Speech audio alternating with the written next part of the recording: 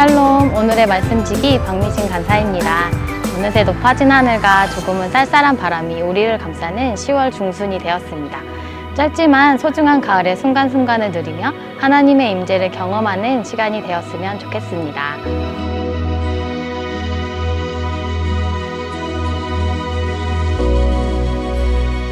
오늘 우리가 함께 묵상할 본문은 출애굽기 30장 22절에서 38절까지의 말씀입니다. 오늘의 본문은 여호와께서 모세에게 또 말씀하여 이르시되 라는 하나님의 명령으로 시작하고 있습니다. 짧지만 오늘 본문에서 10번이나 반복되고 있는 단어가 있는데요. 바로 거룩이라는 단어입니다. 거룩은 하나님과 결코 떨어질 수 없는 하나님의 성품 중에 하나입니다. 하나님께서는 출애굽기 30장 말씀을 통해 하나님이 임재하시는 성막 안에서의 거룩함을 이야기하고 계십니다. 성막을 거룩하게 하는 데 쓰이는 3가지 요소가 있습니다. 첫 번째는 피입니다.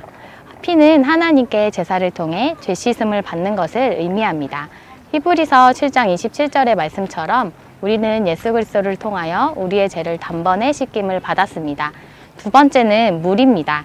제사장이 회막에 들어갈 때 정결하게 들어가야만 죽음을 면하듯이 물은 정결한 예수 그리스도의 피가 계속적으로 우리에게 영향을 주고 있음을 의미합니다. 마지막은 기름입니다. 기름은 우리 스스로는 결코 거룩하게 될 수 없지만 거룩한 기름을 바름으로써 하나님께서 거룩하다고 인정하신다는 것을 의미합니다.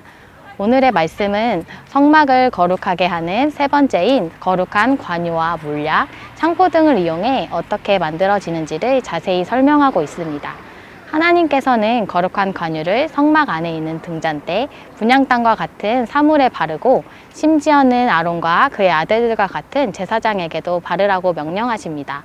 관유 자체가 사물이나 사람을 거룩하게 하는 능력이 있는 것은 아닙니다. 다만 하나님께서 거룩한 관유가 발라진 것들을 거룩하게 되었다고 구별하고 인정하셨다는 의미입니다. 이어서 하나님께서는 회막 안 증거계 앞에 둘 향을 만들라고 명령하십니다. 이 향 역시 하나님의 방법대로 만들어졌기 때문에 거룩한 것이라고 말씀하십니다.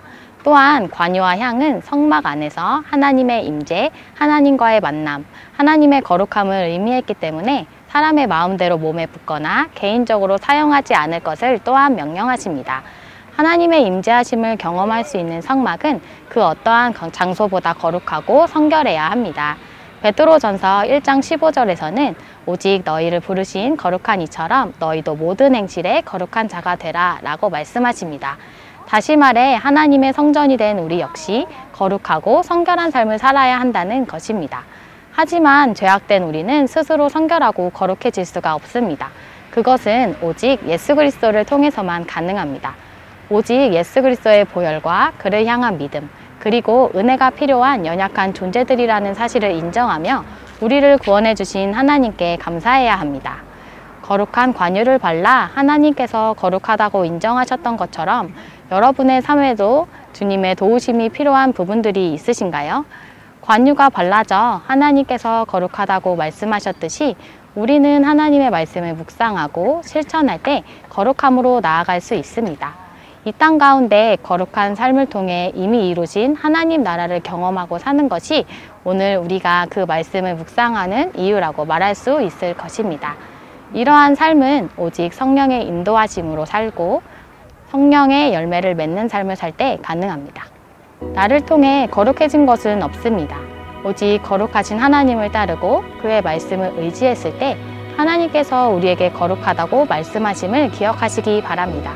오늘 하루 묵상을 통해 거룩하신 하나님 앞에 진실된 기도를 드림으로 주님을 바라보는 하루가 되기를 소망합니다.